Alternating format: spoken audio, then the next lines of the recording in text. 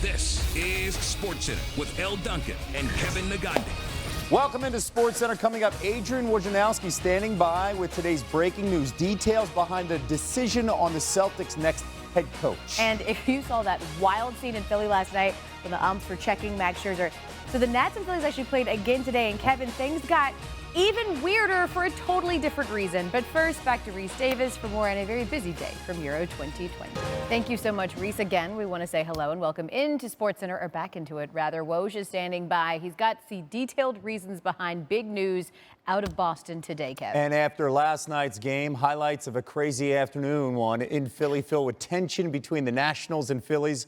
We start with that big decision in the NBA. Today, also noting he is married to Nia Long, which probably makes him the most cool of all. Our senior NBA insider, Adrian Wojnarowski, joining us now with more. Woj, apart from being married to Nia Long, what ultimately led the Celtics to hire Udoka?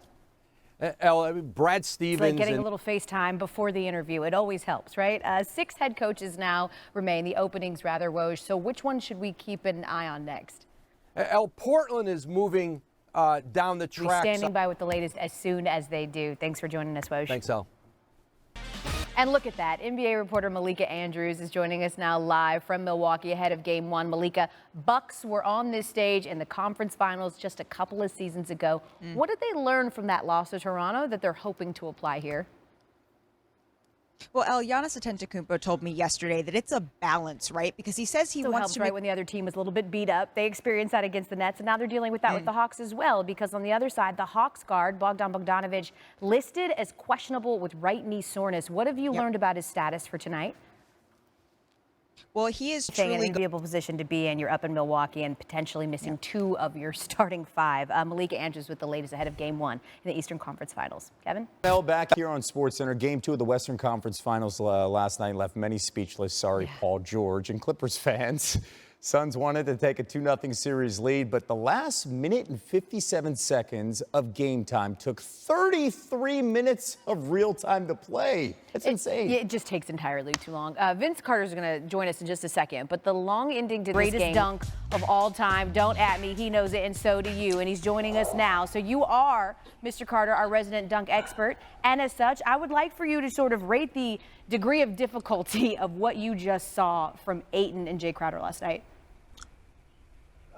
The difficulty is high that ball, and it makes it a tougher play to execute. And Ayton had been eaten in the paint, shot over 91% from the paint last night, 11 of 12, but none bigger, of course, than that nasty dunk. Vince Carter is going absolutely nowhere. He's sticking around next hour of SportsCenter as well. Thanks, Vince. The best part about this is like any other sport. This would just be like probably the softest of the rivalries, right? Like we see in the NBA guys like actually go after each other, and they're just sort of like petty bro hate, and everyone's in. Every week it just gets extended more and more. And to Jeremy's point, they've yet to play and be paired together on a final round, right? Yeah. They just hate each other. Yeah, it's so snarky. It's my favorite kind of fight. You know, it's not physical or aggressive. It's just super snarky. So we'll see what happens. I'm sure. I'm familiar with your snark and my pettiness as well. Oh, absolutely, yes. One more hour of SportsCenter leading up to tonight's huge College World Series matchup between Stanford and Vanderbilt at 7 Eastern right here on ESPN, Kev. And Tim Kirchin standing by to take us through a couple of wild days in Philly from Mad Max last night to 25 runs scored today between the Nationals and Phillies. It's been a long week. We start with a big decision out in the Bucks were on this stage in the conference finals just a couple of seasons ago. Feels like Groundhog Day. So what did they learn from that loss to Toronto that they're hoping to apply here?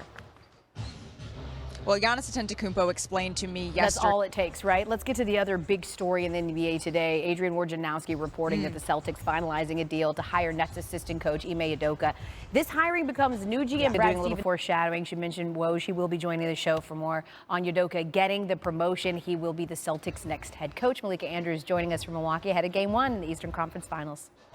And we certainly appreciated watching you, Drew Brees. So the Saints are preparing for a season without Drew Brees for the first time in 15 years. And while the name recognition for the other 2 quarterbacks on the roster is there, so are the question marks, right? With all things streaking towards a quarterback competition between Jameis Winston and Taysom Hill, Laura Rutledge examines what Jameis could bring as the new Saints starter in this numbers crunch.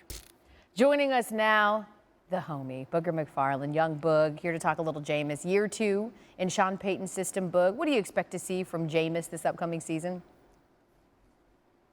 Elle, first of all, before we get to Jameis, let me congratulate you on your Atlanta Hawks. And just like you, my friend, I ain't never scared either. Now, let's get down to business. As friend, that was for you, Kev. 1, 2, 3, Cancun. Now, let's get down to business as far as the Saints are concerned.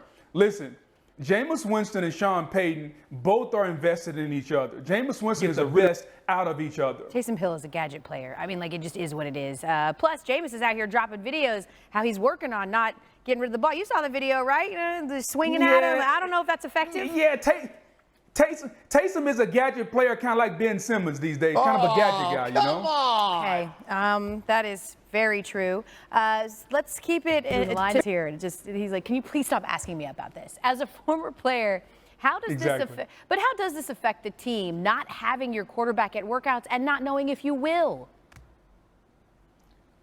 Yeah, I mean, weird though, because $170 million does support Ben Simmons despite the fact he cannot shoot a free throw. Kevin Nagandi is standing by. Booker Great McFarland. Defensive guy, though. Yeah, he can definitely play defense. Friends like these. It went well. It went well for them. Christian said to us today. Again, this is just 3 days in.